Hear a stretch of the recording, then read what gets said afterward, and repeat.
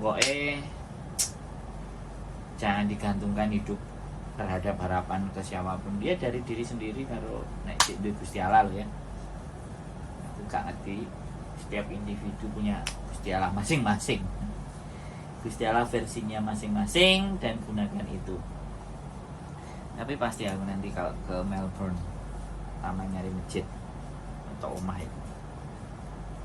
Melbourne. Kepepet lagi ke masjid. Gak kepepet. Kan di situ ada orang Jumatan, orang ngumpul. Terus Nanti baru Om Yudi, oke, saya tak ke situ Om, pakai map.